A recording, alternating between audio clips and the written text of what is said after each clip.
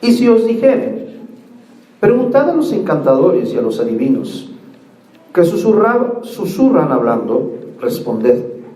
¿No consultará el pueblo a su Dios? Isaías es 8:18. Dije 8:19. Isaías 8:19. Lo vuelvo a repetir, por favor. Isaías 8:19. Y si os dijere, preguntad a los encantadores y a los adivinos, que susurran hablando, responded. ¿No consultará el pueblo a su Dios? ¿Consultará a los muertos por los vivos? Hace algunos meses, una tía abuela estaba muy grave, ya partió, ya falleció. Perdón, traigo un dulcecito en la boca, discúlpenme si de repente se me hace así la voz media rara, pero mucha tos. Y fui a visitarla, la tía Lola, y estaba postrada en cama, y en su cuarto tenía una fotografía de mi bisabuela. Yo tuve la oportunidad de conocerla cuando yo era pequeño, y me llamaba mucho la atención porque yo tenía un aprecio especial por mi bisabuela, porque ella vivió alguna buena parte de la época de la Revolución Mexicana, y yo me sentaba como niño pues a preguntarle cómo había sido aquellos episodios, ¿verdad?, de la Revolución Mexicana. Ella era de Querétaro, entonces vivenció muchas cosas muy de cerca. Pero bueno, volviendo al asunto de la tía estaba ahí y empecé a hablarle de Jesús a mi tía. Y la tía dice, no, hijito, no te preocupes, mira, ahí está mi madrecita santa, preciosa, la bisabuela Antonia. Ella cuida por mí, ella habla de Dios, a Dios de mi vida, y ella me está cuidando desde allá donde ella se encuentra. Parecía una escena muy espiritual, parecía una escena muy común en nuestro diario acontecer. Pero si nosotros lo miramos a la luz de la Escritura, ¿estaba correcta esta afirmación de mi tía abuela?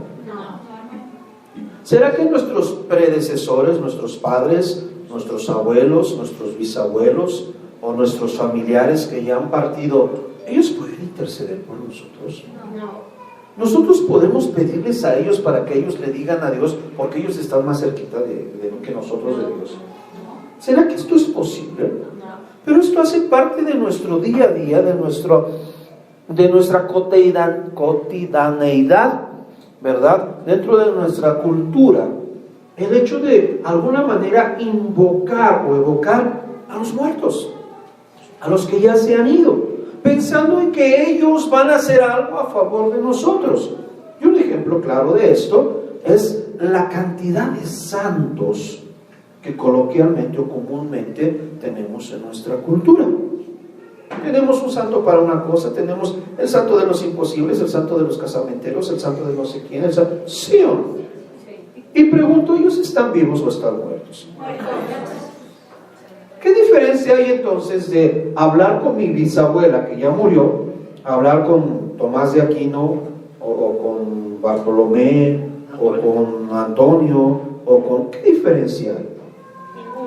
Acabo de leer un texto que dice: ¿consultará el pueblo a su Dios o consultará a los muertos por los vivos?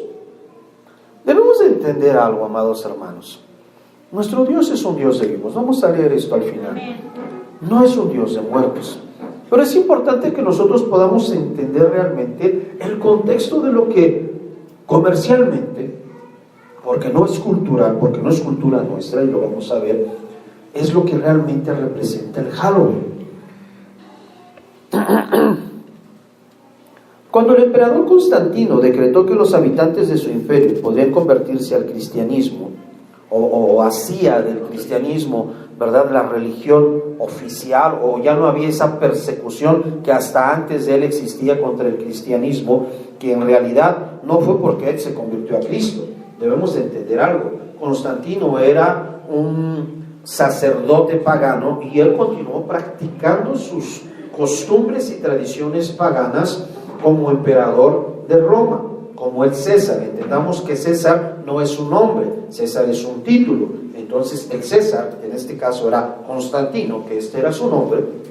Él tenía, ¿verdad?, estas costumbres muy arraigadas. pero el imperio romano estaba en decadencia y él miró con mucha astucia que el cristianismo, por más que lo oprimía, crecía y crecía y crecía. Cuanto más mataban uno y ¡pum!, se multiplicaban 10 y mataba 10 y se multiplicaban 100. Entonces él miró en esto una estrategia para que el imperio continuase y prevaleciese. Entonces dice, ya sé, en lugar de perseguirlos, vamos a decirles que esto ahora es oficial y que todo el mundo que quiera puede ser cristiano y puede venir, ¿verdad? Y seguir con sus costumbres y tradiciones cristianas. Sin embargo, él continuó con aquellos ritos y costumbres paganas que venía practicando.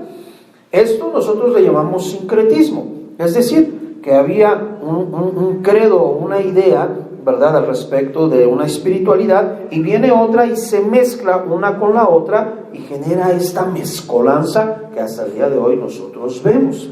Muchos de los pueblos antiguos eran pueblos animistas, ¿verdad? Sobre todo, por ejemplo, inclusive los griegos, que tenían una gran influencia con respecto al imperio romano.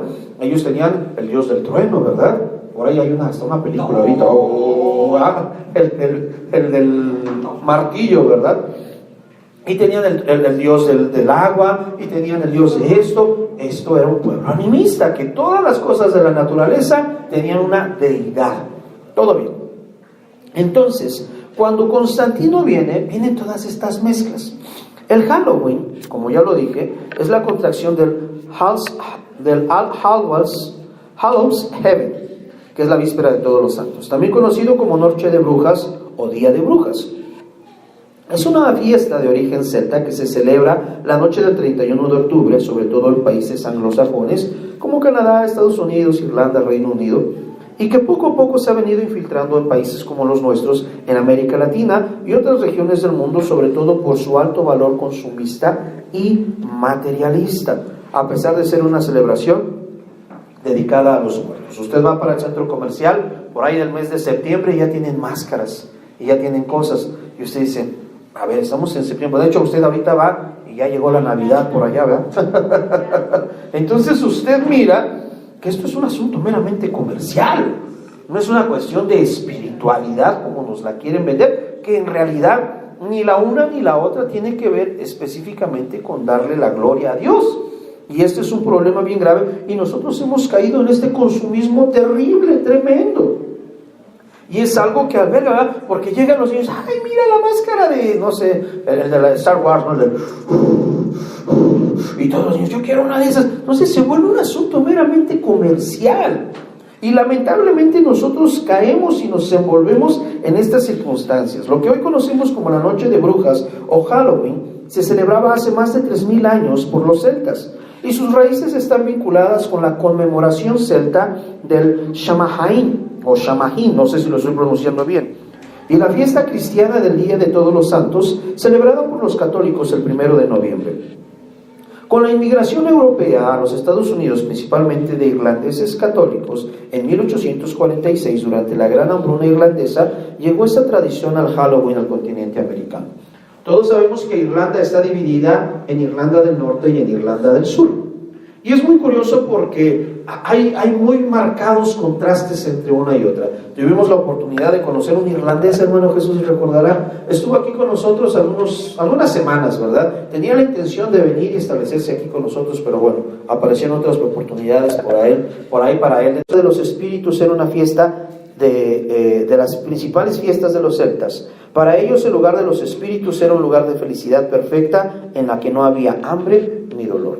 Los celtas celebraban esta fiesta con ritos en los cuales los sacerdotes druidas servían como médiums o brujos. Se comunicaban con sus antepasados esperando ser guiados en esta nueva vida hacia la inmortalidad. Se dice que los espíritus de los aires, esto es lo que estoy platicando y hablando. Lamentablemente nosotros entramos en la ola o en la onda, como dicen los chavos, ¿verdad?, de las costumbres y tradiciones del mundo, lo que el mundo practica. Pero me llama la atención porque no cuestionamos, no preguntamos, simplemente las consumimos, las engulimos y, perdón por la expresión, no las tragamos. Pero cuando hablamos de la palabra de Dios, cuando hablamos de la Escritura, inmediatamente cuestionamos, ay, pero ¿quién escribió la Biblia? Y realmente fueron hombres de Dios. Está embrujada, dicen. está maldita porque se murió la viejita y se aparece la ánima, el alma de la viejita fluctuando para acá y para allá. ¿Será? Pero yo he escuchado mucho esto.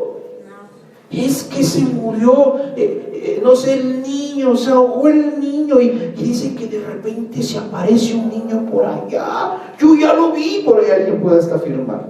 ¿Será? Pregunto, ¿será que hay casas malditas? Miren, si había un lugar que era maldito porque invocaban nombres de dioses que no era el Dios verdadero, era Israel, hasta el día de hoy. ¿Sí o no? Era para que allí estuviera lleno de un montón de cosas y todo esto. Mire, debemos de entender algo. No es el lugar el que provoca la situación, sino las personas que habitan en él, los que hacen la diferencia. Porque los demonios no habitan en estas cosas, y sí en personas. Y esto lo vemos en el relato bíblico. Vemos la cantidad de personas endemoniadas que llegaban hasta Jesús. ¿Se acuerdan del endemoniado gadareno? Allá Marcos capítulo 4 o 5, no recuerdo, ¿verdad? 6. Creo que es 5, ¿no? Marcos 5 o 6. Bueno, no importa, no nos preocupemos por eso. Y recuerdan cuando Jesucristo está hablando con las personas y le pregunta, y aquí dentro del paréntesis estoy haciendo otro paréntesis, es la única ocasión que usted va a ver a Jesús hablando con un demonio. Pregunto, si usted mira el contexto, dice 5, Marcos 5, gracias. Si usted mira, va a ver que cuando Jesús baja de la barca, el endemoniado estaba allá y lo reconoce, dice el texto. Dice, Jesús, vienes a atormentarme antes de tiempo. Mira, el demonio reconoció a Jesús. ¿Será que Jesús no sabía quién era él? Sí. Claro que sabía. Entonces, ¿por qué le preguntó? Porque él quería mostrarle a sus discípulos la condición en la que se encontraba aquel hombre. Y recuerda qué fue lo que le dijo a aquel hombre. Legión somos. Sí.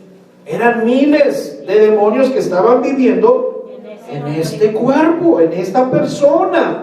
No eran, y dice que andaba por los sepulcros. No eran los sepulcros los que eran malditos, porque los muertos ya están muertos. A mí me llama la atención porque aquí en Zacatecas es el único lugar donde los vivos comen enfrente de donde están los muertos, ¿verdad? Usted vaya a Tres Cruces, ¿verdad?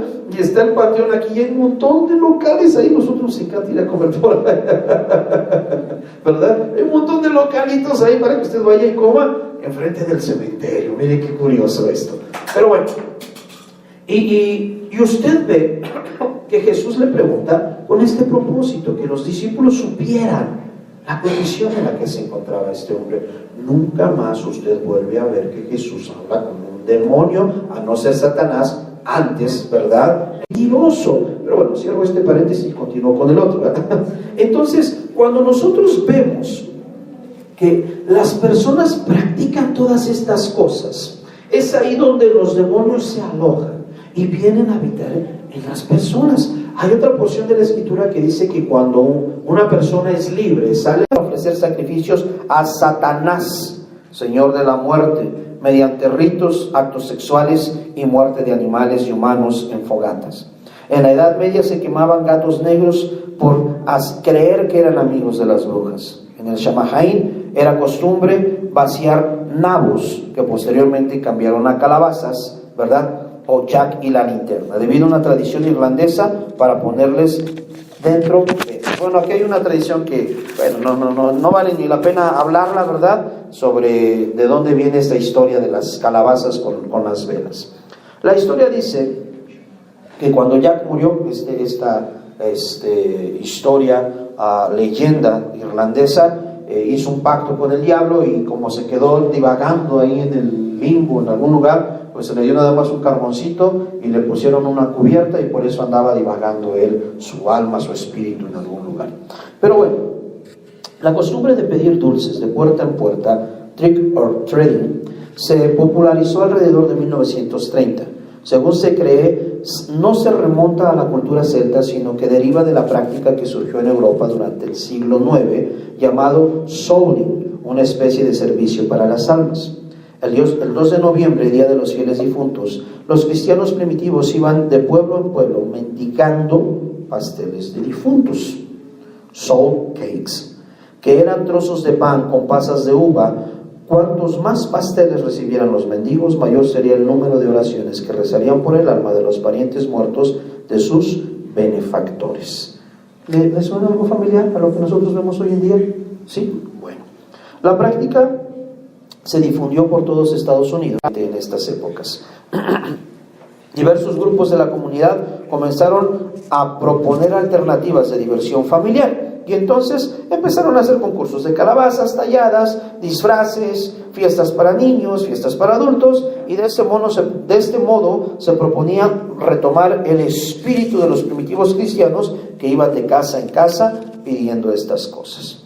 Hasta aquí todo lo que tiene que ver con la cultura celta y esto. Sin embargo, dentro del catolicismo romano, ¿verdad?, nosotros vemos que en el siglo IV, el Papa Bonifacio IV, por ahí del año 615, transformó un panteón romano en un templo cristiano y lo dedicó a todos los santos. Fiesta en honor a todos los santos que se celebraba inicialmente en mayo. Pero el Papa Gregorio III cambió la fecha para el 1 de noviembre. Había otro hombre, San Odilon, abad de